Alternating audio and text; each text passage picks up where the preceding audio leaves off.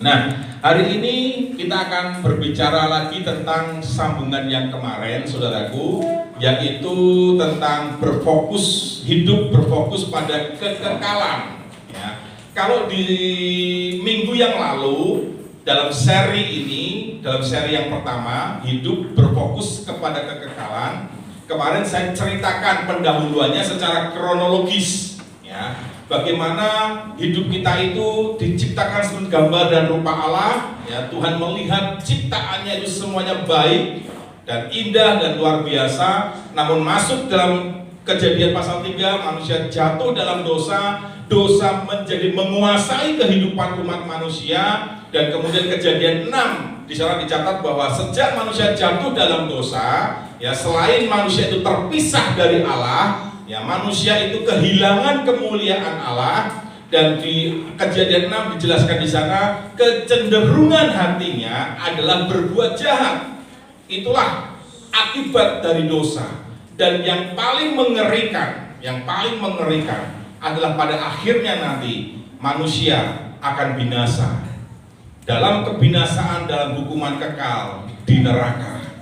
Itu kabar buruknya, saudaraku. Tetapi kabar baiknya, ketika manusia jatuh dalam dosa, Tuhan langsung merancangkan penebusan, karya penyelamatan umat manusia, ya, melalui anaknya, yaitu Yesus Kristus. Dia, Yesus Kristus itu adalah yang dinubuatkan oleh nabi-nabi di dalam perjanjian lama, yang sebelum kehadiran sang anak domba yang disembelih itu, yang adalah kiasan dari pribadi Yesus yang nantinya di perjanjian baru akan menjadi korban yang disalibkan untuk menebus. Di perjanjian lama dikiaskan, digambarkan dengan pengorbanan binatang. Ya, ada korban penebus dosa yang diberikan dengan lambang anak domba yang disembelih. Dan anak domba yang disembelih itu harus punya syarat, yaitu anak domba yang tidak bercacat, anak domba yang baik, bahkan yang terbaik, saudaraku. Ya kan? Ini gambaran bahwa nantinya anak domba Allah yang akan menggantikan korban binatang di perjanjian lama itu adalah pribadi yang tanpa cacat, tanpa celah, tanpa dosa, saudaraku. Pribadi yang sangat sempurna, pribadi yang benar-benar kudus. Itulah gambarannya. Sehingga Tuhan akhirnya dinubuatkan bahwa Dia akan datang untuk menyelamatkan umat manusia. Masuk dalam perjanjian baru, muncullah Sang Mesias itu, Sang Juru Selamat yang dinubuatkan, yang dijanjikan dalam pribadi Yesus Kristus. Dan Dia datang dengan membawa sebuah misi. Dia harus menderita, Dia harus mati, disiksa, disalibkan. Untuk apa? Untuk menyiapkan bagi saudara dan saya satu kehidupan yang baru, yaitu kehidupan yang kekal, di mana kita dalam kehidupan yang kekal itu akan tinggal bersama dengan Tuhan Yesus selama-lamanya. Yang mengerti katakan amin. Inilah secara ringkas, ya, gambaran yang saya berikan di minggu yang lalu tentang hidup berfokus kepada kekekalan. Nah, kita lihat dulu satu ayat, saudaraku. Nah, sebelum kita menjawab, bagaimana kita bisa berfokus kepada kekekalan, lihat ayat ini dulu. Nah, 2 Korintus 5 ayat 1, saudara, perhatikan. Karena kami tahu, ini ditulis oleh Rasul Paulus, bahwa jika kemah tempat kediaman kita di bumi ini dibongkar, ya, kemarin saya sudah sedikit gambarkan, jelaskan bahwa yang dimaksud dengan kemah tempat kediaman kita di bumi ini adalah tubuh kita ini, hidup jasmani kita, tubuh daging kita. Dibongkar artinya kita mati, kita tidak lagi mengenakan tubuh jasmani ini. Dikatakan Allah telah menyediakan, Allah Tuhan di dalam Yesus Kristus telah menyediakan suatu tempat kediaman di mana, saudara? Di surga bagi kita, bagi saudara, bagi saya. Yang mengerti sampai sini katakan amin. Jadi kedatangan Yesus, Dia yang adalah Allah pencipta langit dan bumi, pencipta alam semesta dan seluruh isinya, pencipta manusia, Allah yang punya nama Yesus Kristus, Allah yang menjelma menjadi manusia untuk menebus dosa dan saya. Selain menebus dosa saudara dan saya, kedatangannya adalah untuk mempersiapkan, untuk menyediakan tempat kediaman kita yang baru setelah kemah ini, tubuh ini mati. Berarti dari ayat ini kita bisa ambil kesimpulan pelajaran dan kebenaran. Pelajarannya apa? Kebenarannya apa? Bahwa ada kehidupan setelah kematian. Katakan sama-sama, ada kehidupan setelah kematian. Inilah kebenaran yang kita dapatkan. Amin, saudaraku. Jadi saudara, hidup di dunia ini berarti sementara. Ini yang kedua. Tadi yang pertama, ada kehidupan setelah kematian kita. Jadi setelah saudara dan saya mati, itu masih ada kehidupan. Tapi kehidupannya kekal. Inilah yang dinamakan kehidupan kekal di surga. Tapi juga ada kekekalan yang lain. Setelah saudara mati, saudara menuju kepada kekekalan yang lain, yaitu neraka. Tempat hukuman kekal, tempat siksaan kekal. Amin, saudaraku. Kehidupan yang lain setelah kematian, yaitu tentang kemana? Surga atau ke neraka. Tuhan sediakan surga, jangan pergi ke neraka, saudaraku. Amin. Tuhan siapkan yang indah, yang kekal, yang luar biasa. Tidak ada sakit penyakit, tidak ada malapetaka, tidak ada bencana, tidak ada air mata, tidak ada ratap tangis, tidak ada kesakitan. Semuanya damai sejahtera. Bahkan binatang-binatang buas akan kembali hidup bersama, bisa bersama-sama dengan binatang-binatang yang lainnya. Ya, kita biasanya sudah menulis, ya, akan timbulnya damai, bukan hanya damai di antara umat manusia, tapi damai di antara makhluk-makhluk yang lain. Binatang buas bisa hidup bersama-sama, berdampingan, rukun, saudaraku. Itu luar biasa. Tuhan pulihkan segala sesuatunya. Apa yang telah rusak oleh karena dosa, Tuhan sudah pulihkan. Karena itu, saudaraku yang dikasih Tuhan, pilihlah ya jalan kehidupan yang lain, yaitu yang surga. Namun Alkitab berkata seperti ini. Ada dua jalan, jalan yang lebar dan jalan yang sempit, saudaraku. Jalan yang lebar artinya jalan yang mudah. Saudara mau apa aja bisa, mau bebas sebebas-bebasnya bisa. Tapi ujungnya menuju kepada neraka, saudaraku. Tetapi Alkitab berkata ada jalan yang berikutnya, jalan yang sempit. Jalan ini susah. Sedikit orang mau lewat jalan itu. Sedikit orang yang mau memilih jalan itu. Berarti kebanyakan orang lebih suka memilih jalan yang lebar. Hari ini jalan itu, dua jalan ini diperhadapkan kepada hidup saudara. Jalan yang lebar, jalan yang sempit. Mana yang engkau pilih? Ya, bukan lagi berbicara takdir. Manusia itu seringkali berkelit atau bersembunyi dengan alasan, mungkin ini sudah takdir Tuhan. Jangan salahkan Tuhan, saudaraku. Ya, semua takdir Tuhan, saya begini karena takdir Tuhan. Enggak, saudaraku. Itu pilihan. Itu pilihan kita, pilihan saudara dan saya. Jangan salahkan takdir Tuhan. Amin. Ya, jadi di kita sini nggak ada lagi bilang, oh ini takdir Tuhan. Ya, bencana, kejadian apa yang sudah alami, ketidakenakan, masalah, penderitaan apa, ini sudah takdir Tuhan. Ya kan? Ada yang memang itu dikehendaki. Ya, Tuhan uji kita di situ. Ayo saudara yang dikasih Tuhan, saya mengajak saudara, memotivasi saudara lewat firman Tuhan hari ini.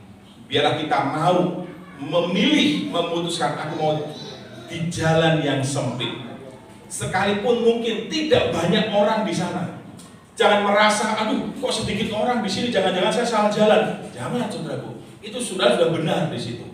Aduh, saya merasa orang yang aneh, hidup benar sendiri, hidup kudus sendiri, yang lain hidup nggak benar, yang lain hidup sembrono, yang lain hidup dosa. Diri kita merasa aneh. Nggak perlu merasa aneh, saudara. Amin. Ketika sudah hidup kudus, hidup benar, sementara sudah berbeda dari kebanyakan orang, Saudara ada di jalan yang sempit, jangan merasa menjadi orang yang aneh. Sementara yang lain korupsi, yang lain lakukan tipu-tipu untuk meraih kekayaan, jabatan dan sebagainya. Saudara jalankan proses Tuhan. Saudara hidup benar, walaupun mungkin dilupakan, walaupun mungkin ditinggalkan, gak diingat, gak dihargai, gak dipuji, tapi saudara tetap di situ. Konsisten, tekun, terus percaya dengan janji Tuhan. Saudara ada di situ terus, di track itu terus, saudara. Nanti lihat suatu hari, janji Tuhan berkata, Tuhan akan membuat perbedaan antara orang-orang yang sungguh-sungguh hidup, sungguh-sungguh beribadah kepada Tuhan, dan orang-orang yang tidak sungguh-sungguh, tidak beribadah kepada Tuhan. Akan ada perbedaannya. Amin, saudaraku. Artinya apa? Tuhan sudah siapkan tempat kediaman di surga. Pelajaran berikutnya apa yang kita bisa dapatkan? Artinya begini, supaya saudara dan saya mulai hari ini, katakan sama-sama, mulai hari ini. Hidup saudara itu difokuskan kepada kekekalan surga itu. Amin, saudaraku. Tadi pagi saya sedikit merenung juga tuh, untuk apa yang akan saya sampaikan ini, saudaraku.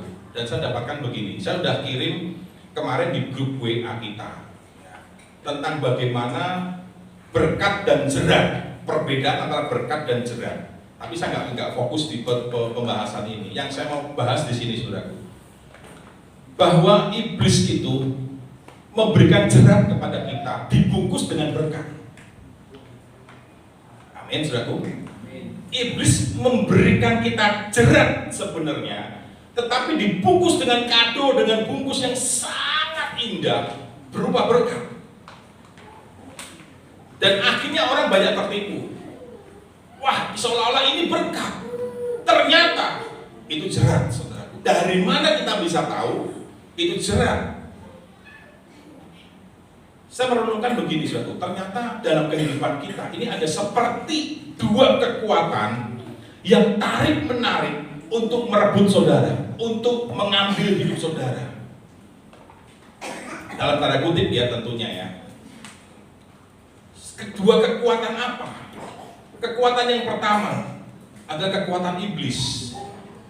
Sementara kekuatan yang satu, kekuatan Tuhan, kekuatan ilahi ini membawa saudara, memotivasi saudara, mengajar, menegur saudara, mengarahkan saudara, menuntun saudara, supaya saudara memfokuskan kepada kekekalan. Sementara itu ada satu pihak yang lain, yaitu kekuatan iblis, yang mencoba mengalihkan fokus saudara dari fokus kekekalan surga itu kepada fokus yang dikehendaki iblis. Apa fokusnya? Yang pertama, fokus tentang roti. Apa yang dilakukan iblis kepada Yesus waktu di padang gurun, waktu Yesus berpuasa 40 hari itu menjadi pelajaran peringatan buat kita. Kalau Yesus saja bisa dicobai seperti itu, apalagi saudara dan saya. Iblis berani untuk menarik, mengalihkan fokus Yesus kepada karya keselamatan. Supaya tidak terjadi karya keselamatan itu, iblis mencobai Yesus untuk mengalihkan fokus Yesus kepada roti. Ubahlah batu ini menjadi roti. Tapi Tuhan Yesus berkata, ada tertulis. Oh, iblis pakai ayat, saudara. Ya, iblis juga pakai ayat, saudara. Ya, Yesus bukankah ada tertulis? Ya, ada di ayat itu. Tapi Yesus juga menjawab dengan firman juga, ada tertulis. Manusia hidup bukan dari roti saja. Roti dari sini kita bisa ngerti artinya apa? Makanan, perut. Amin, saudaraku. Manusia hidup bukan karena hanya kebutuhan perut saja, makanan jasmani saja, tetapi manusia hidup dari firman. Artinya apa? Iblis berusaha menarik saudara untuk tidak fokus kepada kekekalan, tetapi kepada roti. Artinya apa? Kebutuhan jasmani kita, kebutuhan perut kita, uang, harta, kekayaan. Iblis berusaha fokuskan itu, pindahkan. Jadi hari ini saudara dengar firman, dengar khotbah, fokus kepada kekekalan. Nanti saudara keluar dari tempat ini, iblis datang. Akan goda saudara. Haleluya. Akan cobai saudara. Tadi firmannya tuh, aduh nggak bener. Mungkin iblis akan bilang gitu, ya kan? Atau mungkin iblis akan berkata begini sebagai senjata pamungkas yang paling dahsyat ini senjata iblis. Kamu boleh hari ini berfokus kepada kekekalan, kepada firman, kepada kebenaran, kepada surga. Tapi di luar nanti iblis ngomong begini. Tapi itu nanti saja. Jangan sekarang. Selalu iblis akan berkata seperti itu. Kamu boleh ke gereja, kamu boleh ibadah, silakan, bawa keluargamu semuanya. Semua ibadah datang ke gereja, dengar firman, tilawat Tuhan, keluar dari ruangan ini. Nanti saja, bertobatnya nanti saja. Berubahnya nanti saja. Masih enak. Enak kan? Kamu hidup masih seperti ini, enak kan? Iblis langsung begitu terus, saudara. Coba bayangkan kamu nanti hidup kudus, gak enak, kata iblis. Ya kan? Tersiksa kamu. Kamu dikucilkan. Kamu gak akan mengalami promosi. Tapi kalau kamu masih hidup sekarang, hidupmu enak. Kamu bebas lakukan apa aja. Kamu akan dipromosikan. Kamu akan dapat apa yang kau mau. Jangan sekarang, sayang. Hidup itu hanya sekali, kata iblis. Padahal tadi firman Tuhan berkata apa? Pelajarannya ada kehidupan setelah kematian. Di sini iblis sudah mengacaukan pikiran saudara, membuat saudara ragu-ragu, bimbang.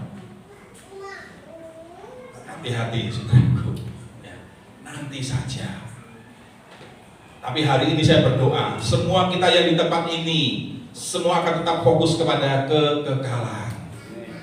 Bisa saja nanti sudah keluar dari tempat ini, selesai ibadah, buka toko lagi, langsung banyak konsumen. Bisa saja dengan cara macam-macam, ya kan? Langsung iblis bilang, tuh kan coba kamu buka dari tadi pagi. Ya kan? Coba kamu buka dari tadi pagi. Omset lu akan lebih. Ini minggu bro, kata iblis. Ya, ini minggu sis. Makanya buka dari pagi, bila perlu dari subuh. Sayang kan? Lihat, minggu ramai. Iblis menggoda, sudah. Langsung kita, ya. Langsung minggu depannya, fokusnya mulai roti. roti. Haleluya. Gak lagi lupa kepada langsung roti. Di sini roti, perut, makan. Keluargamu perlu makan, keluargamu perlu uang. Semuanya dikesampingkan lagi. Terjebak, terjerat akhirnya. Lihat, Tuhan telah menyediakan tempat kediaman yang kekal, ya, yaitu apa? Surga, saudaraku. Oh, enak sekali, saudaraku. Ya. Next berikutnya. Nah, sekarang kita langsung masuk kepada poinnya, saudaraku. Yang kemarin kita sudah belajar satu poin ini, namun belum secara dalam, ya. Nah, yang pertama sesuai dengan ayat 2 Korintus 4 ayat 17. Jadi antara 2 Korintus 4 sama 2 Korintus 5 itu sebenarnya masih satu sambungan cerita, narasinya masih sama, ya. Cuman oleh LAI dibedakan, ya, diberi pasal yang berbeda, ya. Sesungguhnya sebelum kita terima Alkitab, saudara dan saya ini ada ayat-ayatnya, ada pasal-pasalnya. Sebenarnya itu dulu nggak ada, saudaraku, nggak diberi itu, nggak ada ayat, nggak ada pasal, semuanya tuh lempeng aja, ini semua berbentuk narasi. Tetapi kemudian oleh bapak-bapak gereja kita, oleh ahli-ahli kitab, ya kan, sehingga akhirnya muncul, diberi ayat, diberi angka-angka seperti itu, supaya itu mempermudah kita di dalam membaca, ya. Nah, sekali lagi ya, 2 Korintus 4 dan 2 Korintus 5 ini berhubungan. Makanya 2 Korintus 5 ayat 1 tadi mengatakan, mengingatkan kita bahwa ada kehidupan setelah kematian. Tuhan sudah siapkan buat saudara dan saya surga. Sudah Tuhan siapkan. Tinggal saudara sekarang melangkah ke sana sejak dari sekarang ini. Arahkan hidup saudara kepada kekekalan itu, kepada surga. Jalannya sempit memang, tapi terus jalan saudara. Ya. Yang pertama, bagaimana saudara dalam perjalanan menuju kepada kekekalan itu, kepada surga itu, saudara bisa sampai di sana.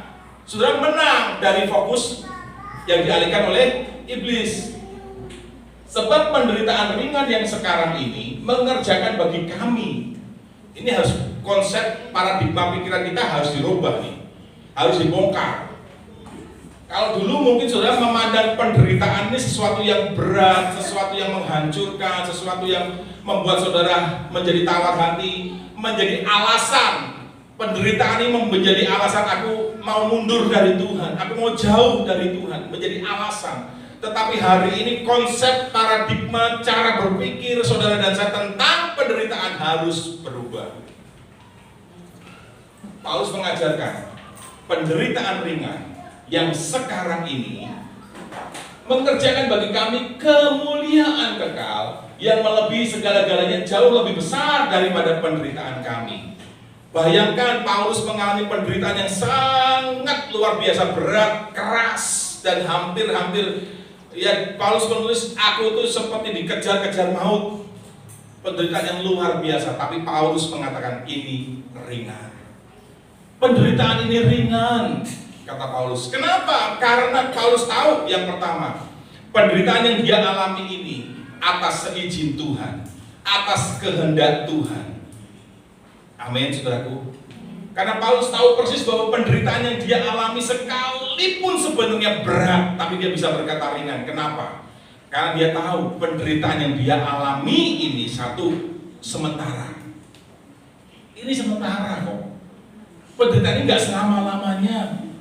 Dan yang kedua, Paulus mengerti betul penderitaan ini. Karena kalau Paulus menderita karena memberitakan kebenaran. Paulus tahu bahwa penderitaan yang dia alami akan mengerjakan kemuliaan di depan sana. Paulus akan mengalami kemuliaan. Paulus akan dimuliakan oleh Tuhan. Jadi sama sekarang konsep saudara dan saya, ayo satukan sefrekuensi dengan konsepnya Paulus yang diilhamkan oleh Roh Kudus. Apapun penderitaan saudara hari ini, pergumulan saudara hari ini, apapun namanya, saudara harus tanamkan, ini penderitaan yang ringan. Amin, saudaraku. Ini penderitaan sementara.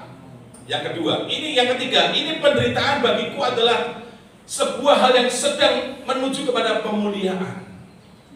Karena yang dimaksud penderitaan oleh Paulus dari kalimat ini dalam konteks yang secara utuh kita lihat. Kalau kita baca dalam konteks yang utuh, dalam bingkai yang besar, ini adalah berbicara tentang pemurnian. Penderitaan, tapi ini adalah pemurnian, ujian bagi dia, bagi kita, saudara. Ingat, saudaraku, tanpa salib tidak ada kemuliaan. Katakan sama-sama, tanpa salib tidak ada kemuliaan. Kalau Yesus tidak pikul salib, kalau Yesus tidak disalibkan, mati disalibkan, tidak ada kemuliaan. Rancangan-rencana keselamatan Bapa tidak terlaksana, saudara, tidak tergenapi. Tetapi oleh karena salib itu, Tuhan ambil, Tuhan mati, tergantung di kayu salib itu.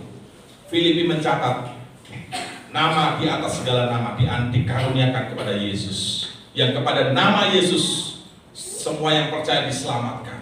Semua yang menerima mengaku Yesus sebagai Tuhan dan Juru Selamat akan diselamatkan. Amin, saudaraku. Kalau tanpa salib tidak ada kemuliaan. Dengan kata lain, tanpa pemurnian tidak ada kemuliaan. Kalau saudara nggak mau dimurnikan melalui penderitaan, saudara nggak akan menerima kemuliaan. Kebanyakan kecenderungan manusia itu kan seperti ini.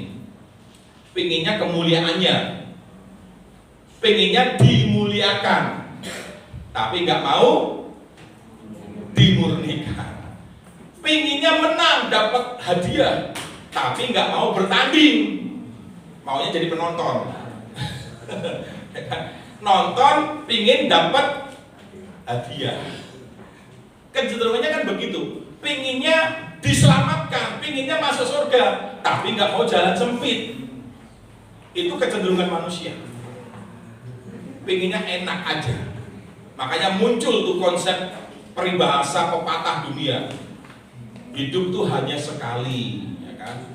Kalau hidup sekali, ya harus kaya raya, jangan miskin, jangan menderita, jangan mau, ya kan? Itu kan konsep dunia kan begitu kan? Kamu masih muda, pakai untuk foya-foya saja, senang-senang, mati masuk surga nanti. Konsep di dunia kan seperti itu kan? Hidup foya-foya, mati masuk surga. Itulah kecenderungan manusia, saudaraku. Tetapi jangan sampai konsep itu saudara kenakan dalam hidup saudara. Konsep Alkitab mengatakan, dengan saudara dimurnikan, dengan saudara pikul salib, akan ada kemuliaan. Jadi kemuliaan bisa saudara ambil, saudara bisa mendapatkan kemuliaan dengan saudara pikul salib, dengan saudara memberi diri untuk dimurnikan. Dimurnikan seperti apa? Ya seperti emas. Emas itu sebelum jadi emas, dia tuh bercampur dengan material-material yang lain, saudaraku. Bercampur semuanya untuk memisahkan kandungan emas ini, ya harus dibakar. Pembakarnya ditingkatkan sampai akhirnya semua material yang lain bisa terlepas.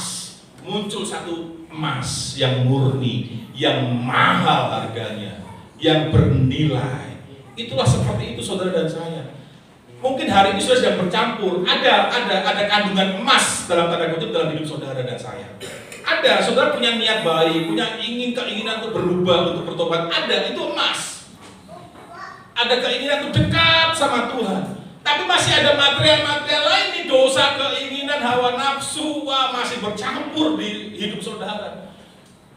Dan cara Tuhan memisahkannya, saudara akan dibakar dengan masalah, penderitaan.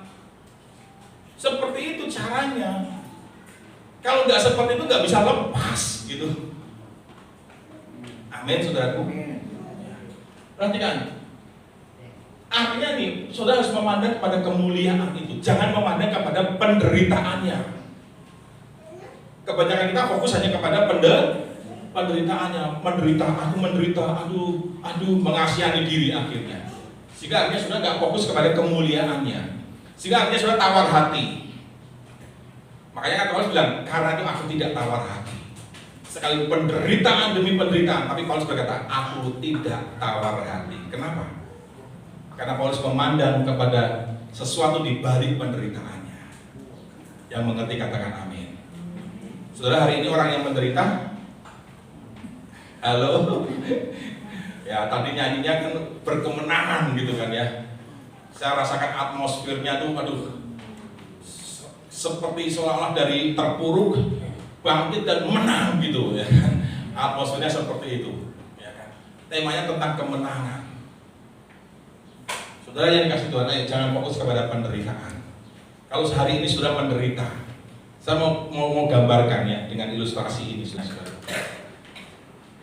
Ya, nah, oke, ini di hadapan saya ada sebuah gelas. Ya. Firman Tuhan kan berkata begini, biarlah rohmu menyala-nyala. Biarlah rohmu menyala-nyala. Amin, saudaraku. Biarlah engkau adalah terang dunia. Karena kau terang dunia, maka terang itu harus ada di atas supaya dilihat, supaya terlihat. Enggak ada terang itu disembunyikan. Ya, ibaratnya seperti ini, saudara. Nah, saudara ini nyala, roh saudara menyala-nyala nih. Sudah seperti ini. Ya. Hari ini mungkin saudara menyala-nyala. Wah, dipulihkan lewat pujian penyembahan. Lewat firman Tuhan hari ini sudah pulang, wah menyala-nyala kembali. Yang tadinya redup, menyala kembali. Seperti korek ini. Tapi di luar sana, saudara, mulailah, saudara pulang ke rumah, ya, saudara mulai lakukan aktivitas saudara, dan mulailah banyak hal terjadi. Banyak hal terjadi. Wah, masalah demi masalah menghajar saudara. Waduh, menenggelamkan saudara. Ya. Terus masalah demi masalah terjadi dalam hidup saudara. Saudara dikucuri masalah. Masalah yang satu belum selesai, muncul masalah yang lainnya. Masalah yang satu belum selesai, muncul masalah yang lainnya, saudara. Terus hidup saudara penuh masalah. Penuh masalah. Wah, masalah. Sampai akhirnya menenggelamkan saudara. Wah, nggak apa-apa, nanti dilap ya. Haleluya. Akhirnya beginilah saudara. Dihimpit oleh masalah, saudara. Ya. Mudah-mudahan tidak menyala. Ya. Akhirnya sudah redup, gak bisa nyala lagi. Aduh Tuhan, penderitaanku berat Tuhan. Bagaimana sudah bisa menyala lagi, saudara?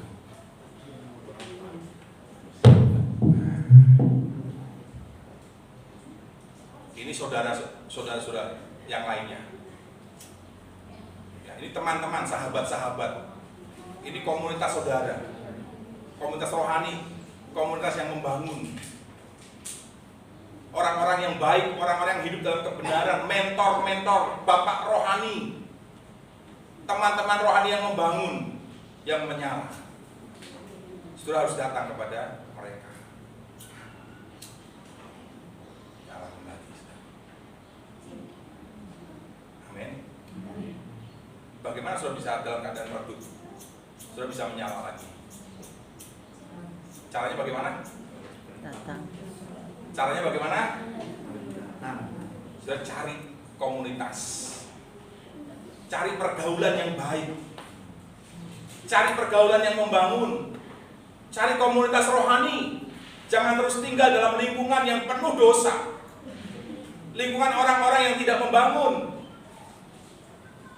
Sudah harus datang ketika dia menyala.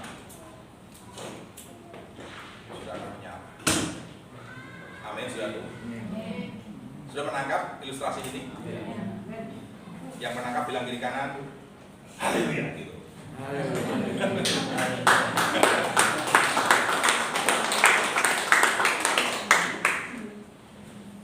Wah, ini bahasa.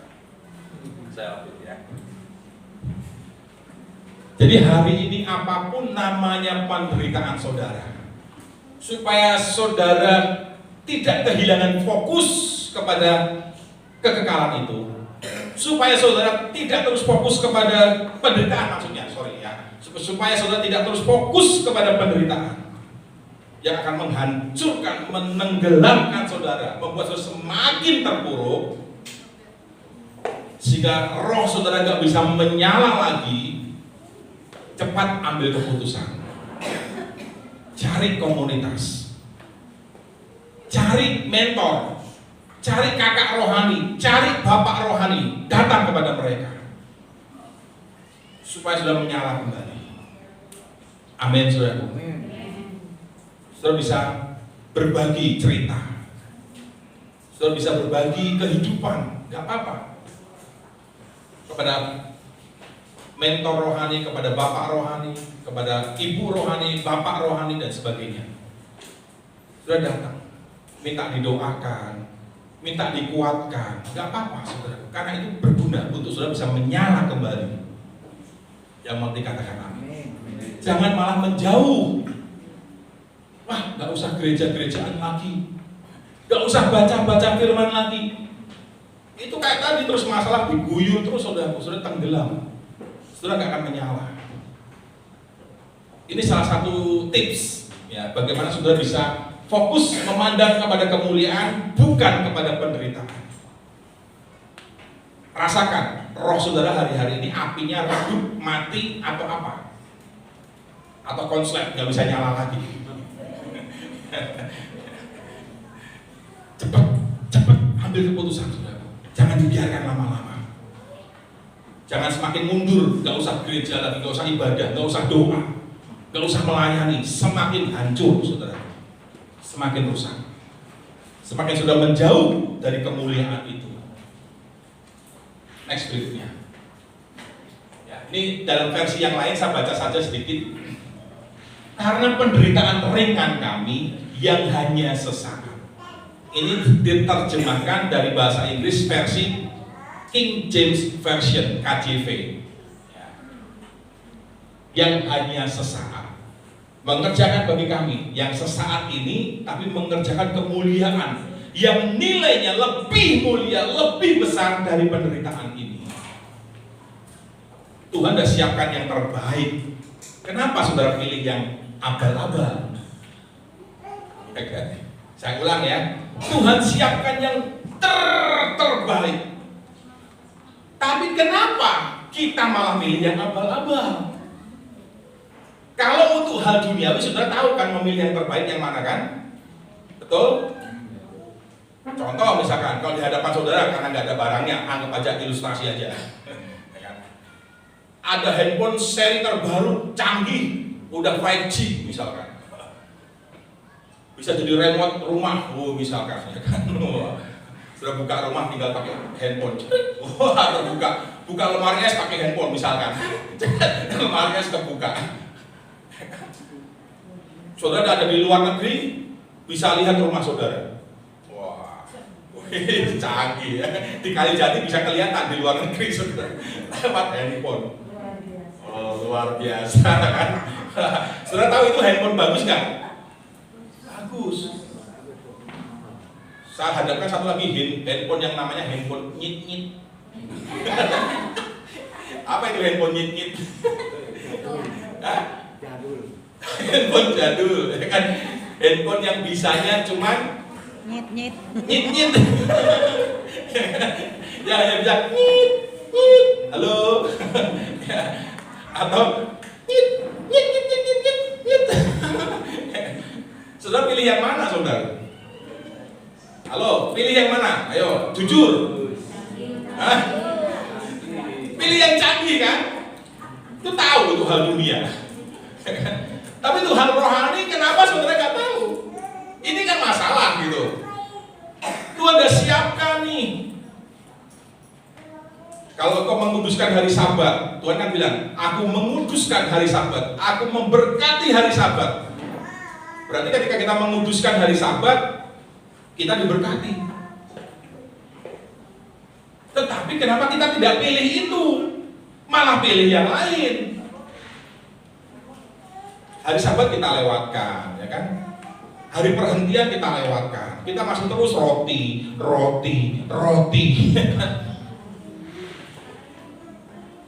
Kenapa sudah nggak bisa memilih? Ya kan? Untuk hal rohani yang, nilainya jauh dari yang sementara, saudaraku. Kenapa sudah nggak pilih yang itu, gitu loh? Carilah dahulu kerajaan Allah dan kebenarannya, maka semua ditambahkan. Saudara malah fokusnya ke yang ditambahkan. Fokusnya ke situ. Kerajaan Allah kebenarannya lupa. Gak bisa, saudara. Gak bisa, saudara harus ikutin ini. Pada kemuliaan, pandang kemuliaan. Yang mengerti katakan amin. Next berikutnya kita lihat. Ya, ini kesimpulannya dari poin pertama. Penderitaan dan persoalan hidup menjadi hal yang sering kali menjatuhkan iman percaya kita. Ini betul, saudara. Banyak orang mati di penderitaannya, hancur di tengah penderitaannya. Bukan tidak mungkin akhirnya iman gugur karena derasnya persoalan tadi. Dikucuri terus. Kalau dikucuri dengan deposit enak gitu ya. Kalau dikucuri sama masalah, dikucuri berkat enak gitu ya kan. Ya. Namun firman Tuhan mengajarkan agar kita lebih memfokuskan diri pada kemuliaan yang disediakan Tuhan untuk menggantikan setiap pergumulan ini. Penderitaan sementara akan digantikan dengan kemuliaan kekal masa mendatang. Ini kesimpulan poin yang pertama. Yang mengerti sampai di sini katakan. Next berikutnya. Sedikit lagi ya. Oke. Memandang dengan mata iman. Ya. Ayatnya ini, ayat 18. Sebab kami tidak memperhatikan yang kelihatan. Nah ini kan tadi saya bilang, kecenderungan manusia lebih melihat kepada yang kelihatan, melainkan yang tak kelihatan. Karena yang kelihatan sementara, yang tak kelihatan adalah kekal. Konteks yang dimaksud dengan tak kelihatan itu ada tadi surga tadi yang dibahas oleh Paulus tadi. Jadi yang dimaksud dengan tak kelihatan ini adalah kekekalan itu, surga itu. Kami tidak memperhatikan yang kelihatan. Paulus lebih memilih, Paulus memutuskan di tengah penderitaannya yang dia lihat, yang dia rasakan, yang dia alami. Tapi Paulus berkata, aku tidak memperhatikan masalah ini, penderitaannya aku nggak memperhatikan, aku nggak mau fokus di sini, karena ini sementara. Yang kelihatan sementara, tapi aku mau fokus pada yang tak kelihatan. Amin, saudaraku. Berkat ketika saudara intim dengan Tuhan, ketika saudara beribadah, ketika saudara menyembah Tuhan, memang berkatnya tidak kelihatan. Dan berkat itu mungkin saja, bisa saja tidak hari itu saudara langsung terima. Tetapi iblis berikan satu fokus yang lain. Kembali lagi tarik menarik saudaraku. Iblis kasih berkat yang kelihatan. Kalau hari ini kamu lakukan ini, kamu nggak lakukan itu,